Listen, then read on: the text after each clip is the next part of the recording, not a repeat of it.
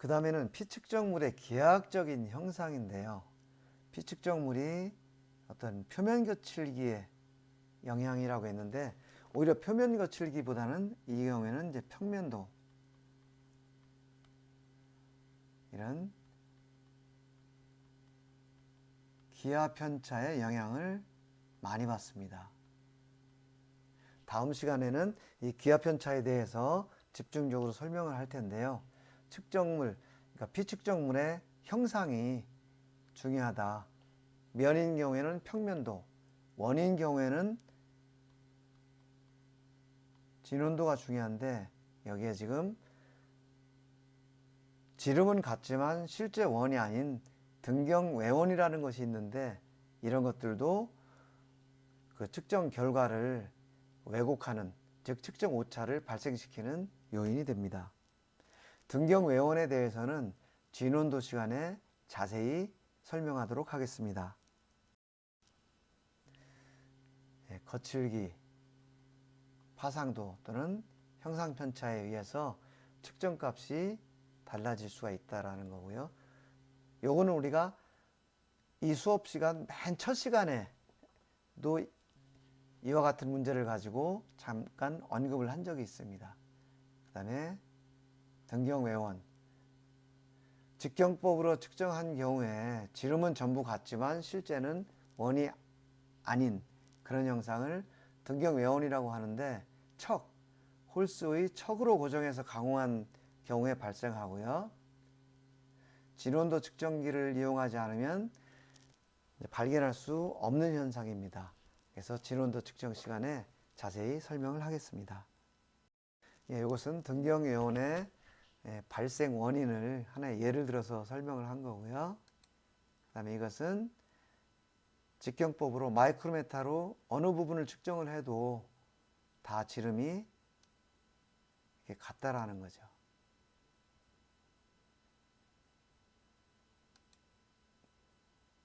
그렇지만 실제 조립할 때는 문제가 있다 하는 것이 등경외원이고요.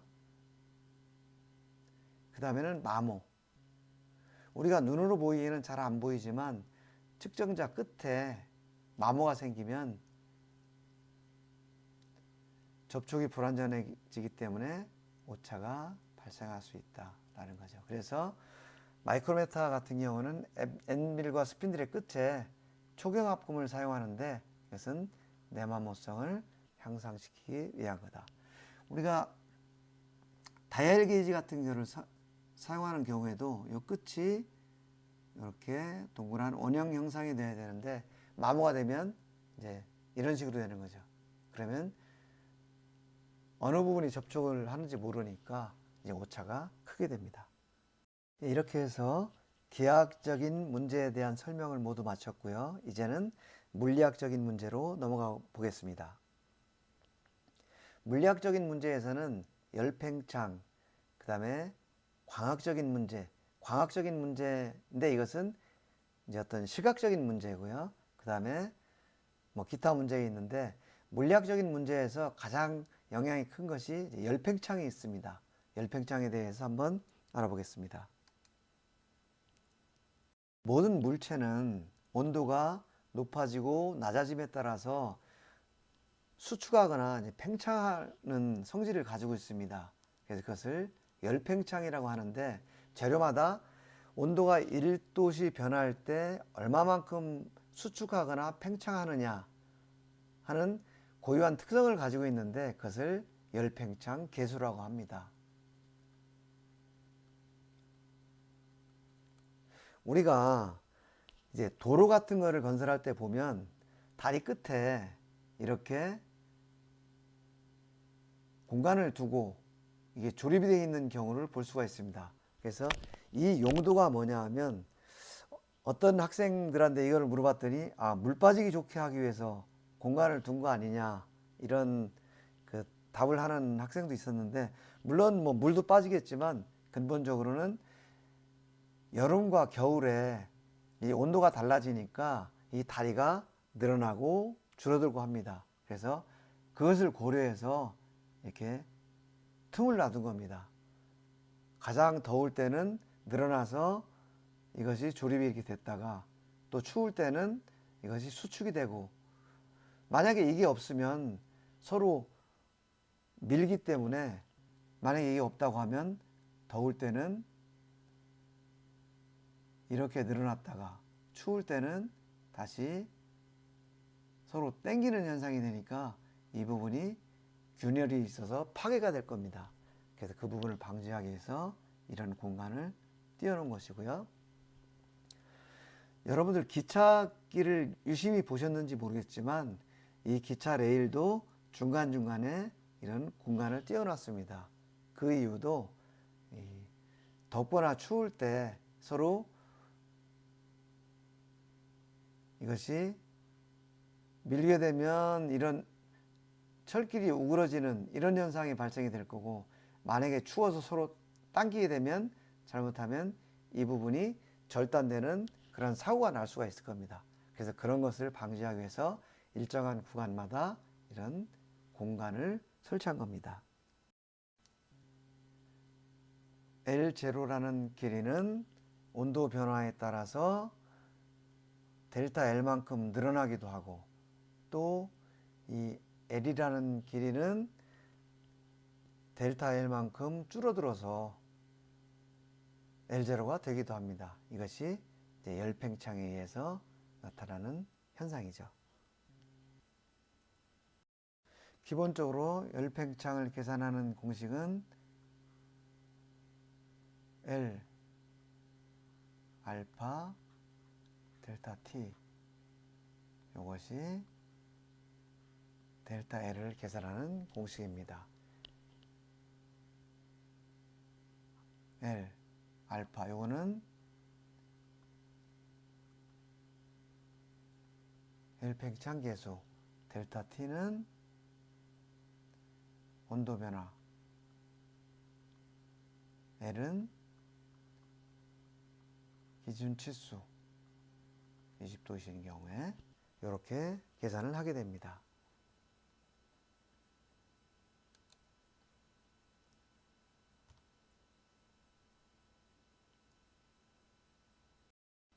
이것은 각종 재료의 선팽창 계수입니다. 단위가 1도씨 변할 때 10의 마이너스 6승 미터, 10의 마이너스 6승 미터는 우리가 SI 단위 시간에 배웠을 때 1 마이크로미터가 되죠.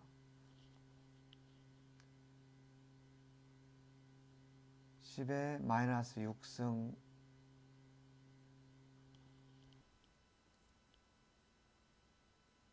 56페이지 다시 갑니다. 지금 보시는 표는 각종 재료의 선팽창 계수입니다. 단위가 10의 마이너스 6승, 그 다음에 도씨, 이렇게 되니까 1도씨의 온도 변화가 있을 때 요만큼 10의 마이너스 6승 미터만큼 변한다. 그러니까 이것은 다시 말하면 요만큼 마이크로미터만큼 변한다, 이런 의미가 되겠습니다. 그래서 우리가 많이 쓰이는 강, 이것은 11.5입니다. 강의 경우에 1도씨가 변하면 1m당 11.5 마이크로미터가 변한다, 이런 의미가 되는 거죠. 여기 보면 우리가 많이 쓰이는 알루미늄 23.8입니다. 그리고 티타늄 9.0, 탄소섬유 마이너스 0.4. 이 값이 작을수록, 선팽창 계수가 작을수록 온도 변화에도 치수 변화가 없다는 뜻이고요. 이 값이 클수록 온도 변화에 따라서 늘어나고 줄어드는 양이 크다, 그런 의미가 되겠습니다. 알루미늄은 강의 2배가 더 넘게, 더 빨리 팽창했다 수축하고 이제 그런 특성을 가지고 있는 거죠. 지금 열팽창에 관해서 계산하는 공식이 몇 가지가 나와 있는데요. 우리가 고려해야 될 것은 측정기와 공작물이 온도, 열팽창 계수가 각각 다른 경우가 있고요. 측정기와 공작물이 열팽창 계수는 다르지만 온도가 같은 경우가 있을 수가 있고요. 또 한 가지는 측정기와 공작물이 열팽창 계수도 같고 온도도 같은 경우, 이런 경우가 있을 수가 있습니다. 그래서 이 경우가 우리가 가장 단순하게 접하는 경우인데 바로 이 경우가 됩니다. 이것이 LS는 L 알파 델타 T, 이거하고 지금 같은 공식입니다. 강으로 된 측정기를 이용해서 강을 측정할 때 이 공식을 적용해서 계산을 하면 되겠죠. 우리가 측정할 때 오차 중에 이 온도에 의한 오차도 굉장히 중요하다는 것을 또 생각해 보고, 이것은 우리가 공작물이나 측정실이나 측정기의 온도를 잴 수가 있기 때문에 온도를 재서 보정이 가능한 계통 오차에 해당한다고 보시면 되겠습니다. 지금 이 그림은 100mm 게이지 블록을 손가락으로 이렇게 잡고 있을 때 어떻게 이제 길이가 늘어나느냐 하는 것을 보여줍니다. 지금 여기 5손가락으로 잡았을 때, 3손가락으로 잡았을 때 우리 체온이 36.5도씨라고 가정을 하고, 측정할 때 표준 온도는 20도씨입니다. 그렇게 봤을 때 5손가락으로 잡고 나서 10분이 경과했더니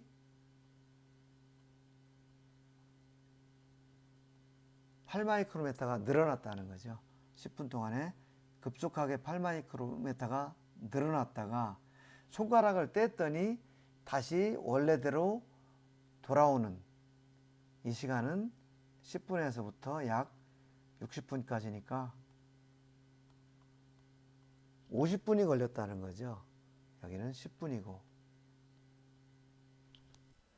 10분 동안 잡고 있으면서 늘어난 길이를 다시 원위치시키는 데는 그거의 5배 정도의 시간이 소요되더라.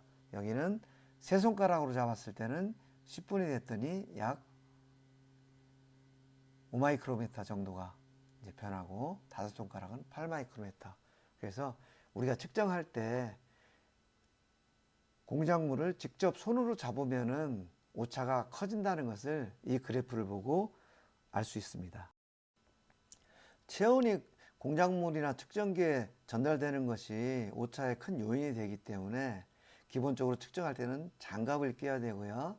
그 다음에 측정기에는 장갑을 끼지 않고 손으로 만지더라도 체온이 잘 전달이 안 되게 여러 가지 방법들을 강구를 했는데, 그게 바로 여기에 있는 이 플라스틱입니다. 이 플라스틱. 이 플라스틱에 측정 범위라든지 뭐 최소눈금이라든지 메이커 이름을 적어놨는데, 원래 목적은 이런 글씨를 쓰는 것이 목적이 아니고 이 커버를, 플라스틱 커버를 이용해서 체온이 측정기에 직접 전달되지 않도록 하는 것이 기본적인 이 목표입니다. 그래서 여러분들 측정기를 다룰 때 이 플라스틱이 있으면 항상 장갑을 끼지 않은 경우에는 그것을 만지는 것을 습관화했으면 좋겠습니다. 그럼 실제 우리가 어떻게 취급을 해야 되는지 한번 보겠습니다. 여기서 보시면 지금 이 게이지 블록을 이렇게 손으로 잡고, 또는 마이크로미터의 플라스틱이 아닌 부분을 이렇게 손으로 잡고, 여기 이렇게 손을 잡고, 이렇게 하면 이건 안 된다는 거죠. 이렇게 하면 안 됩니다. 그래서 어떻게 해야 되느냐? 반드시 이렇게 장갑을 끼고 제품을 만지거나 아니면 장갑을 끼지 않은 경우에는 반드시 플라스틱이 있는 부분을 이렇게 만져야 됩니다. 이건 마이크로메타 세팅봉인데 이것도 마찬가지로 여기 플라스틱이 있는데 이 부분을 잡아야 됩니다. 이 표는 우리가 사용하는 대표적인 재료 강과 알루미늄이 얼마만큼의 길이가 온도가 몇 도 변했을 때 얼마나 변하는지 이것을 간단하게 표로 만들어 놓은 겁니다. 우리가 강인 경우에 1000mm, 1mm에 대해서 1도씨가 변하면 11.5 마이크로메타 변하고요. 알루미늄 경우에는 1m에 대해서 1도씨가 변했을 때 23.8 마이크로메타가 변한다고 아까 표에서 봤고요. 이거는 각 길이당 또 온도당 얼마나 변하는지. 예를 들어서 1m가 온도 변화가 3도씨가 있으면 34.5 마이크로메타가 변하고 10mm가 0.5도씨가 변하면 0.06 마이크로메타가 변하고 이런 식으로 쉽게 늘어나는 양을 알아보기 위해서 표를 만들어 놓은 겁니다.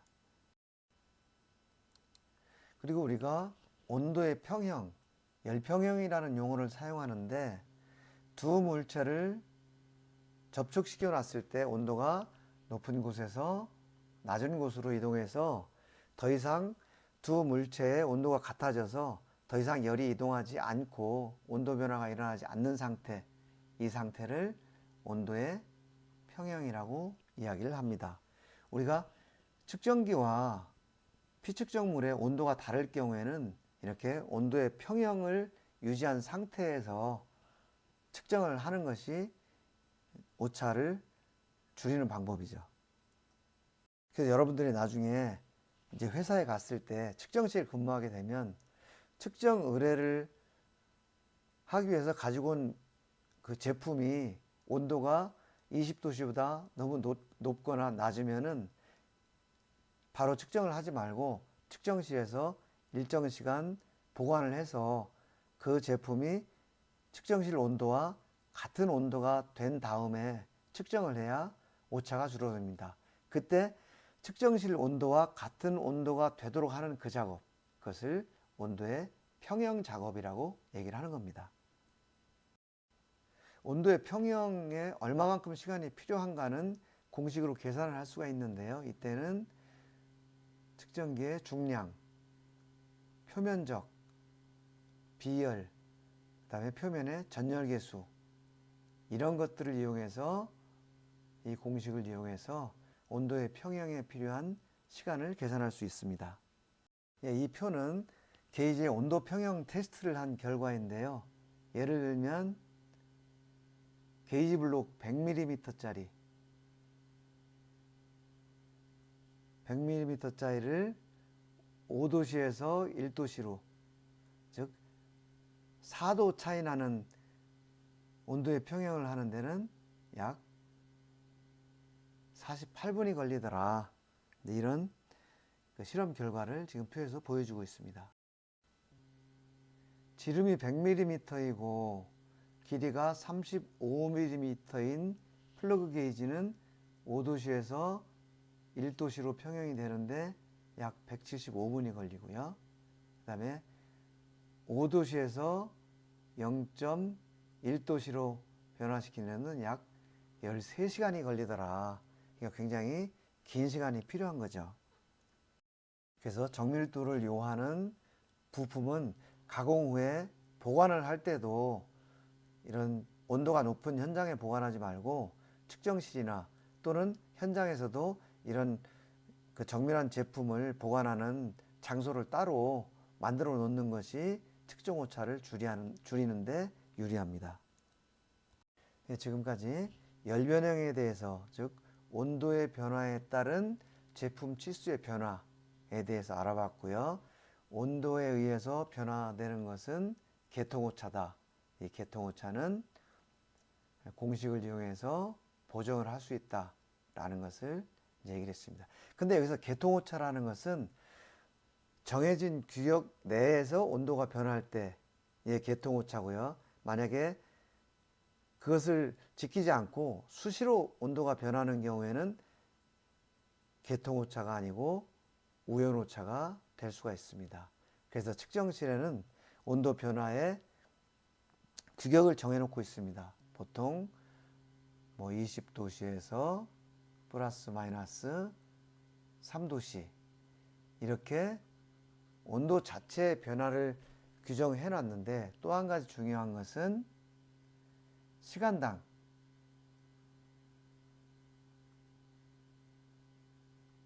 한 시간에 1도 이상 변하면 안 된다. 그 다음에 1도씨인데 1m다. 1m 높이에 따라서 1도씨 이상 급격하게 온도가 변하면 안 된다.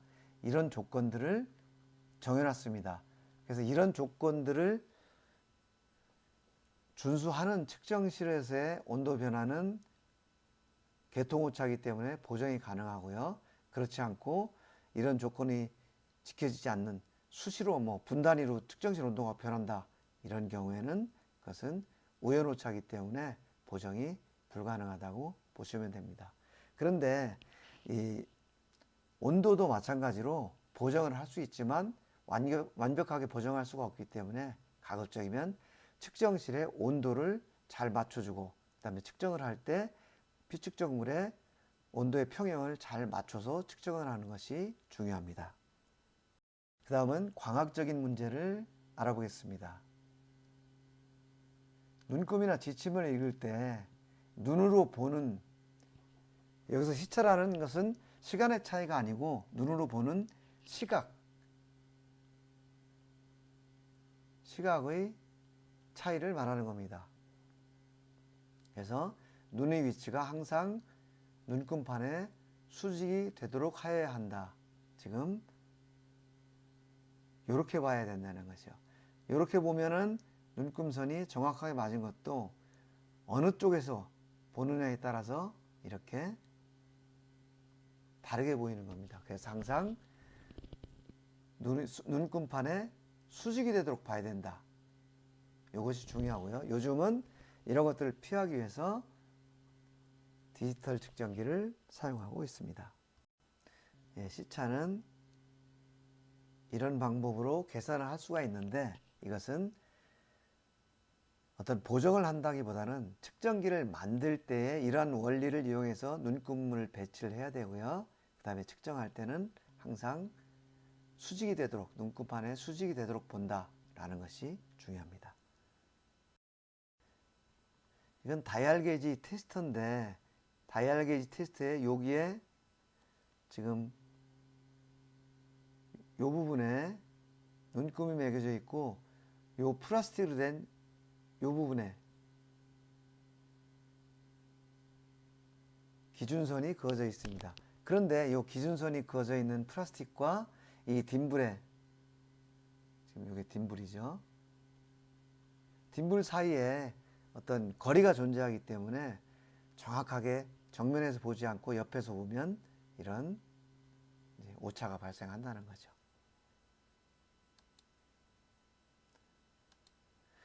여러분들 우리 아이템 처음에 공부할 때 오토콜리메타 눈금이 읽는 거 공부했죠. 지금 수직 방향에서 정확하게 봤을 때는 10에 정확하게 맞았습니다. 10초. 그런데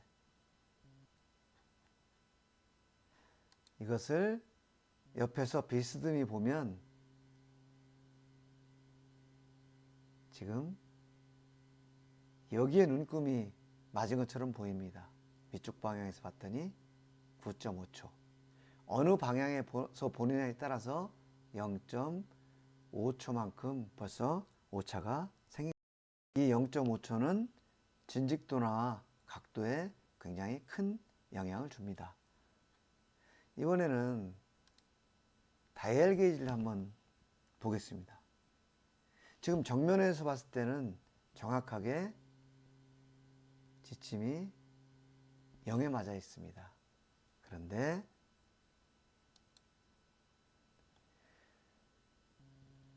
오른쪽에서 볼 때와 왼쪽에서 볼 때 지침이 0이 아니고 다른 위치가 있습니다.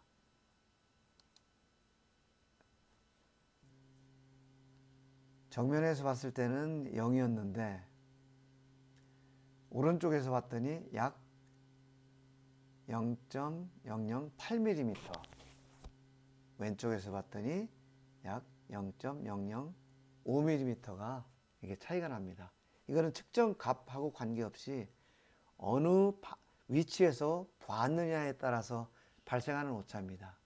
그래서 여러분들이 실제 이 눈금을 읽을 때는 항상 같은 방향, 정면에서 봤으면 측정 끝날 때까지 정면에서 눈금을 읽어야 되고, 만약에 어느 측면에서 측정을 했으면 처음부터 끝날 때까지 계속 측면에서 같은 위치에서 측정을 해야 이 눈금을 보는 시차에 의한 오차를 방지할 수가 있습니다.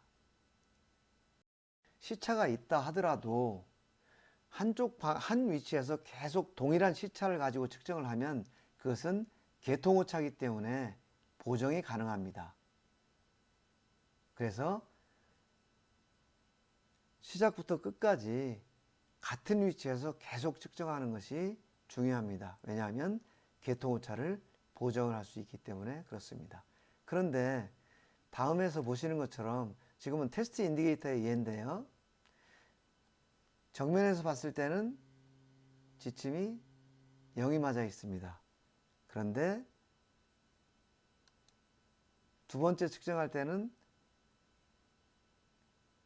약간 오른쪽에서 보고, 그 다음에 세 번째 측정할 때는 또 더 오른쪽에서 보고, 그러다 보니까 어떤 현상이 생기냐면 지침은 같은 위치에 있는데 사람이 보는 위치에 따라서 0도 되고 0.0007도 되고 0.0013mm도 되고, 이런 식으로 보는 위치가 계속 바뀌면은 이것은 값이 계속 달라지기 때문에 보정을 할 수 없고, 이런 경우에는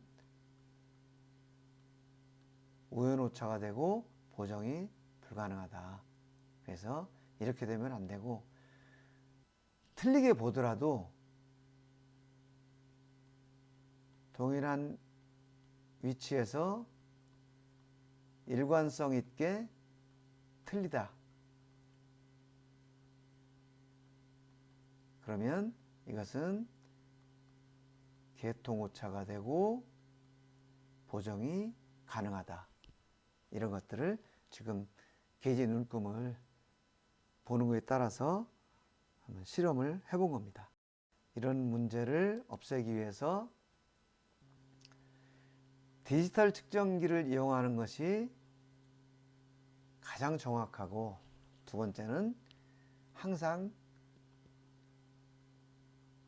정면에서 보는 것이 중요하고, 만약에 피치 못해서 정면에서 볼 수가 없는 경우라면은 항상 같은 방향에서 눈금을 읽는 것이 중요하다. 이런 경우에는 보정이 가능하다라는 거죠.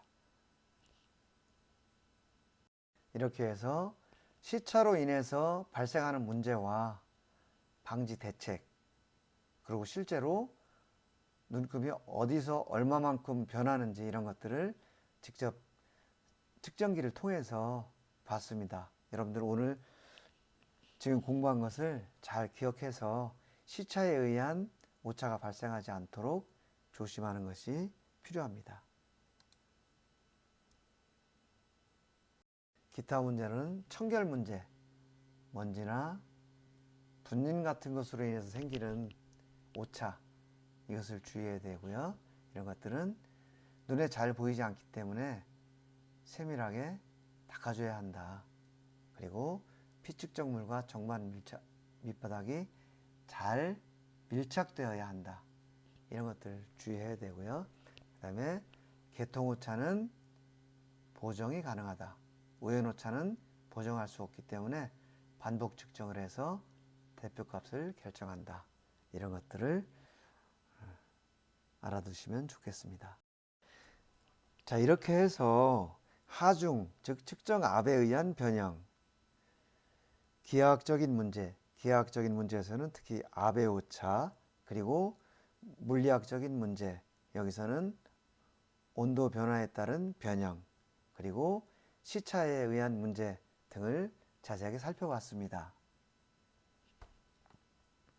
그리고 항상 일정하게 나타나는 계통오차에 대해서는 보정이 가능하고, 불규칙하게 나타나는 우연오차에 대해서는 보정이 불가능하기 때문에 반복 측정을 해서 평균값을 취한다라는 것을 좀 알아봤고요. 이렇게 해서 여러분들 측정에 필요한 주의해야 될 사항을 모두 공부를 했습니다. 오늘 수업은 이것으로 마치겠습니다. 여러분 수고하셨습니다.